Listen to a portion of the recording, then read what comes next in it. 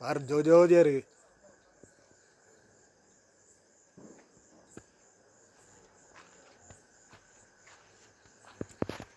Happy new year. Happy new year secretary Ravi sir. Happy new year. Happy new year. Happy new year. Happy new year. Thank you.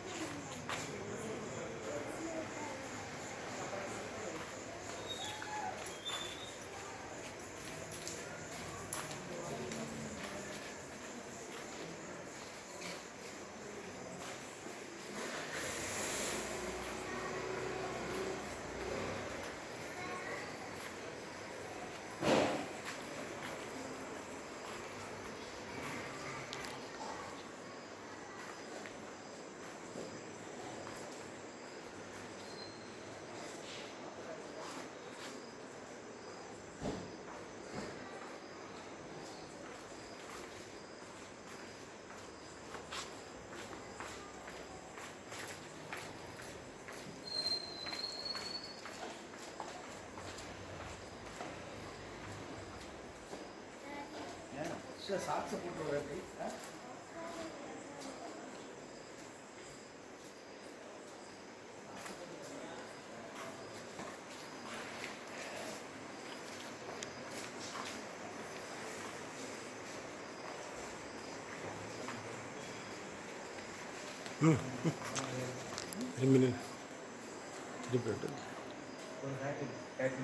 Happy new year. Happy new year.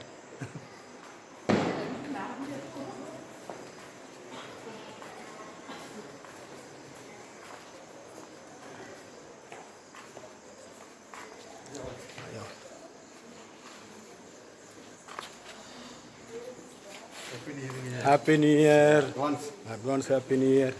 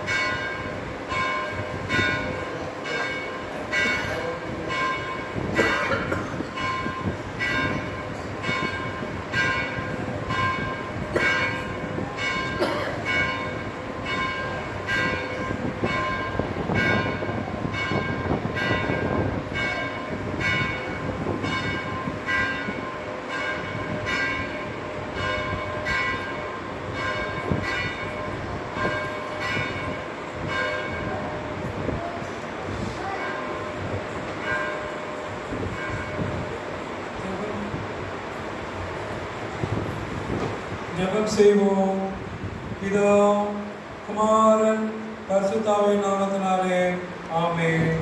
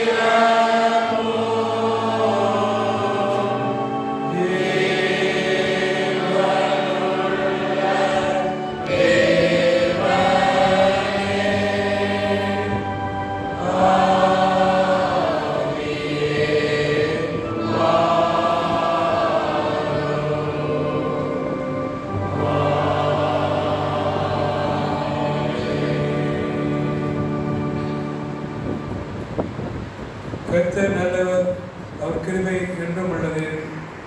வருஷத்தை நன்மையாக முடிசூட்டி தருகிறவரே, உடைய பாத நெய்யாய் படுவதற்காக நன்றி செலுத்துகிறோம். ஆமாண்டவரே, 2025 ஆண்டின் கடைசி நாளிலே கடைசி நேரத்தில் வந்திருக்கிறோம். உங்களுடைய கிருபை நாளில் இந்த ஆண்டை நாங்கள் நிம்மட்டமாக கடந்து வர நீர் எங்களுக்கு கிருபை புரிந்தீர், அதற்கு நன்றி செலுத்துகிறோம். இந்த பரிசுத்தமான பழைய வருட ஆலய ஆலயம் தொடர்ந்து நடைபெறுகின்ற பரிசுத்தமான புதிய உடன்படிக்கை 2026 ஆண்டின் திருவிழந்த ஆராதனைக்காக நாங்கள் ஜெபிக்கிறோம். அதிக புதிய ஆண்டை முடித்து திருக்கத்திலே பெற்றுக்கொள்வதற்காக வந்திருக்கிறோம். நல்லவர்களே, உடைய பரிசுத்த பிரசன்னத்தை உணர்கிறோம். ஆண்டவரே, எங்கள் அனைவரையும் தகுதிப்படுத்தும். இம்மட்டும் வழிநடத்த ஆண்டு தொடர்ந்து இனி வருகிற நாட்களிலும் கொடுக்க போகிற புதிய ஆண்டிலே அனைவருக்கும் நல்ல சரீர சுகம், பலன், ஆயுள், ஆசீர்வாதம், சந்தோஷம், சமாதானம், போதிய பாதுகாப்பை கிருபையை கட்டளையிட்டு ஆசீர்வதித்து வழிநடத்துமாறு ஜெபிக்கிறோம். தனிப்பட்ட தேவைகள், குடும்ப தேவைகள், இல்ல தேவைகள், பிள்ளைகளின் தேவைகள், பிள்ளைகள் எதிர்கால திட்டங்கள், தீர்மானங்கள் எடுக்கிற புதிய முயற்சிகள் அனைத்தையும் கற்றுத்தாமே நீர் அபிரதமாய் ஆசீர்வதித்து ஜெபிக்கிறோம். பரிசுத்தமான பழைய வருடம் மற்றும் புது வருட உடன்படிக்கை திருவிழா ஆராய்ச்சி வந்திருக்க ஒவ்வொருவரையும் பேர் பல தனித்தனியாக குடும்பமாக கற்றுத்தாமே நீரை தொட்டு ஆசீர்வதித்து ஜெபிக்கிறோம். பரிசுத்தமான ஆலய ஆளுநரை நீரை பொறுப்பேற்றுக் கொள்ளும்.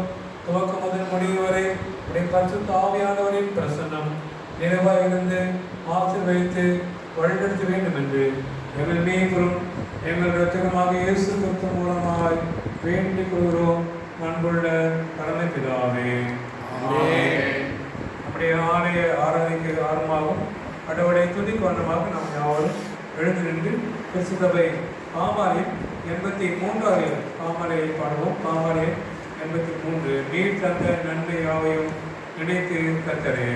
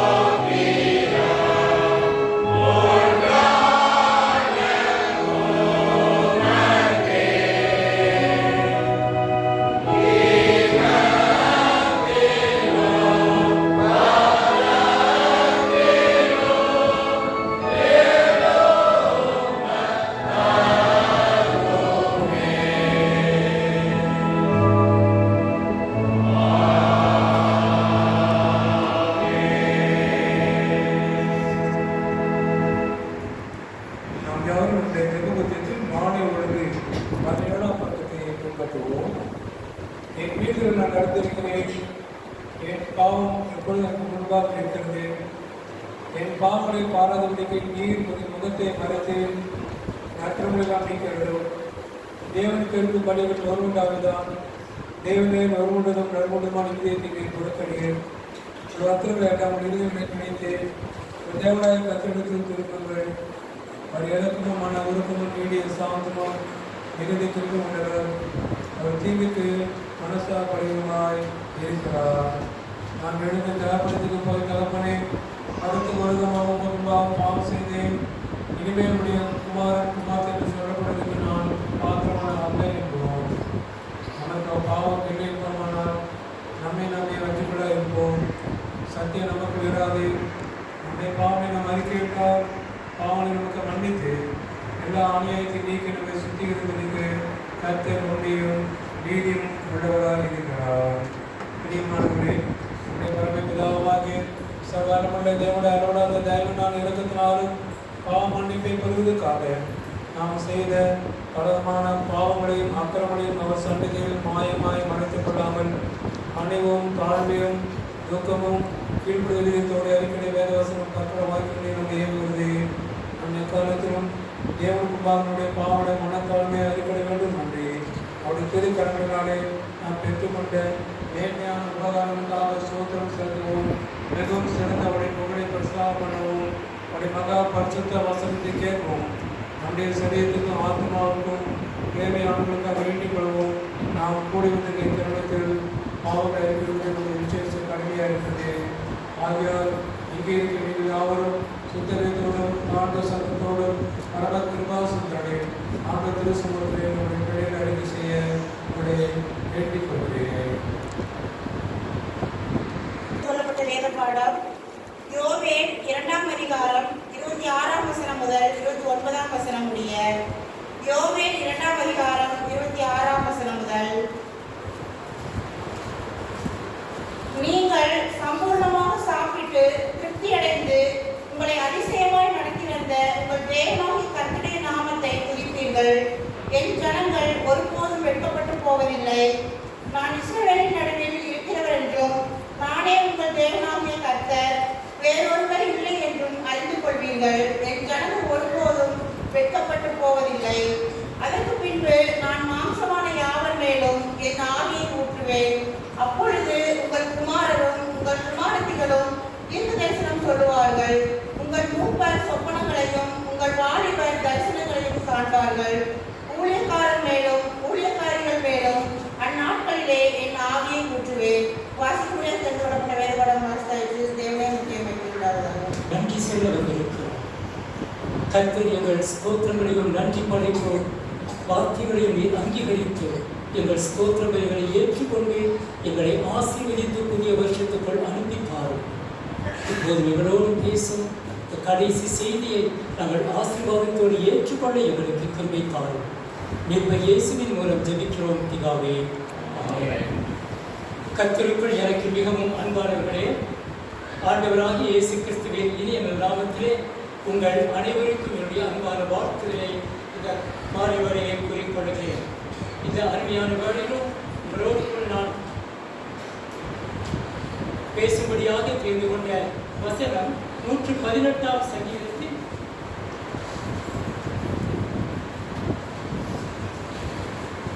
116ஆம் சங்கீதத்தில் 12-13 வசனங்கள். 116ஆம் சங்கீதம் 12-13 வசனங்கள்.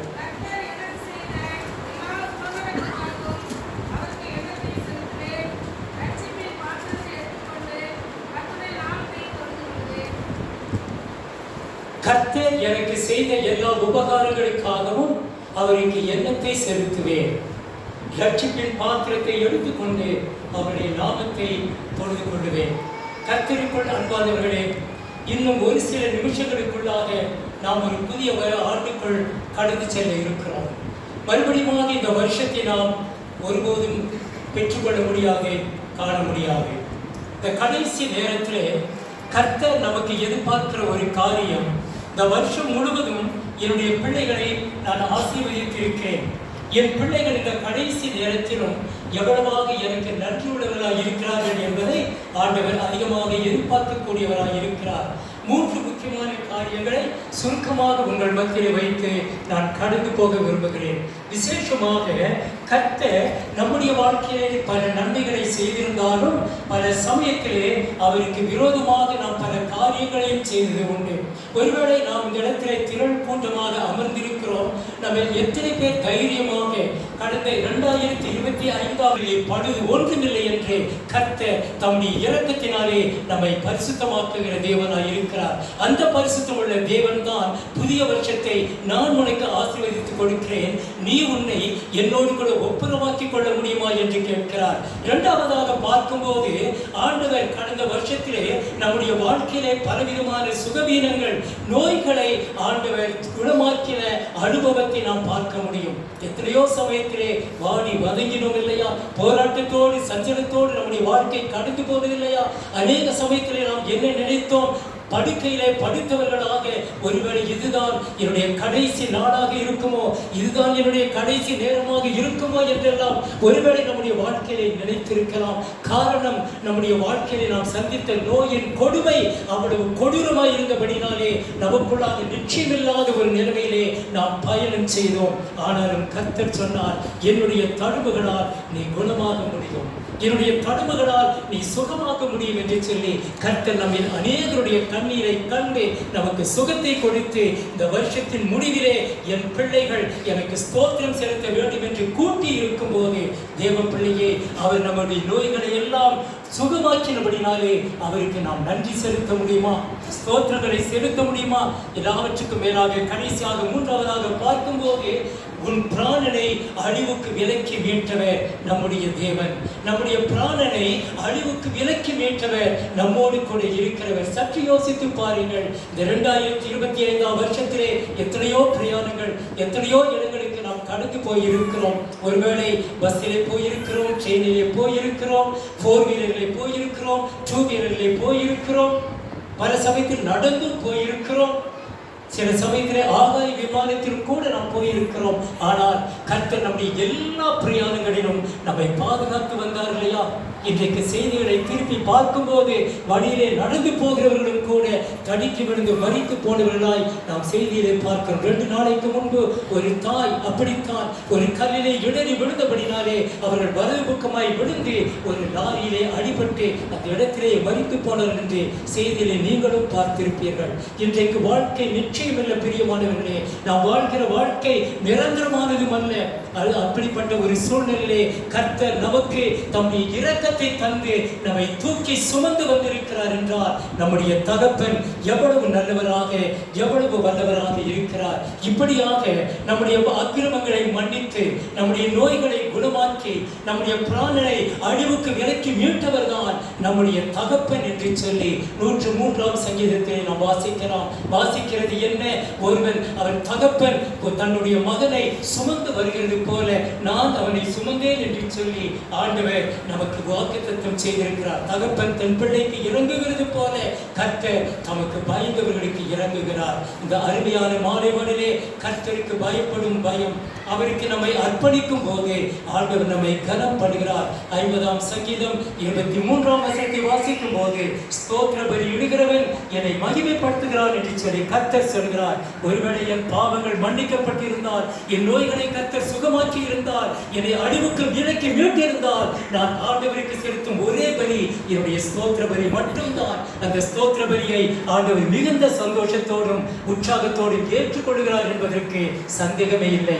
இப்படிப்பட்ட நன்றி உணர்வோடு கூட நாம் இந்த வருஷத்தின் இறுதியிலே கடந்து போவோம் என்றால் உண்மையாகவே புதிய வருஷமானது நமக்கு நன்மையினாலும் ஆசீர்வாதத்தினால் நிரம்பின வருஷமாய் இருக்கும் என்பதற்கு சந்தேகமே இல்லை.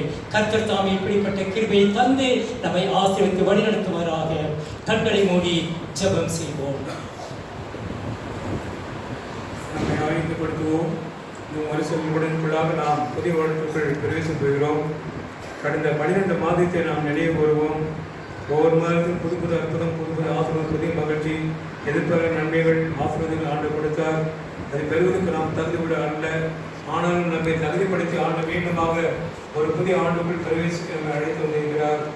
அநேக சாக்கியம் நம்மை கொடுத்த நன்மைகள், ஈவுகள், சந்தோஷங்கள், மகிழ்ச்சியான கருங்கள், அற்புதமான கருங்கள், அதிசயமான கருங்கள், ஆசுமான கருங்கள், எண்ணிலடங்கா ஸ்தோத்திரமான கருங்கள் அனைத்தையும் நாம் பெற்றுக்கொண்டிருக்கிறோம். மீண்டுமாக ஒரு ஆண்டை ஆண்டவர் கொடுக்கிறார். எந்த ஆண்டிலும் நாம் ஆண்டவருக்கு மகிமையாக கனிவுள்ள வாழ்க்கை கொடுக்க வேண்டும் என்று விரும்புகிறார். அதை குத்தி சுத்தி எரு போட்டு அண்ணாந்து வைக்கிறார். கனி கொடுக்கும் என்று அவரோடு காத்திருக்கிறார். ஆணின் தோட்டக்காரர், நல்ல தோட்டக்காரர் செடிகளை கவனிக்கிறார். செடியானது கொடியில் எழுந்திருக்கட்டும், கொடியானது செடியில் எழுந்திருக்கட்டும். இந்த இரண்டை இணைந்திருக்கும் போதுதான் கனி கொடுக்க முடியும். ஆண்டு மீண்டுமாக 2026ஆம் ஆண்டை நம்ம கொடுக்க போகிறார். அது ஒரு 12 மாதங்கள் ஒரு வாழ்க்கையில் நாம் அநேக அற்புதத்தையும் ஆசிரியத்தையும் பெறுவதற்கு நம்மை தகுதிப்படுத்த வேண்டும். பாவியாக என்பேன் கிருபையாரும் தேவனே பாவியாக என்பேன் கிருபை என்று நியாயக்காரப்பாட பாவியை போல நாமும் நம்மை ஆண்டு திருச்சபையிலே அர்ப்பணிப்போம், அற்புதப்படுத்துவோம், தகுதிப்படுத்துவோம். நம் அமைதியாக இருந்து ஒரு சில நிமிடங்களுக்குள்ளாக நாம் புதியவர்த்தல் பிரவேசம் பெறுவோம். 6 மணி அடித்து முடித்த பிறகு நாம் யாவரும் சங்கீதம் 103, 1, 2 வாசனங்களை பாடல்களாக பாடுவோம். அதனை தொடர்ந்து உடன்படிக்கை ஜெபத்தை நாம் கைவிடுவோம்.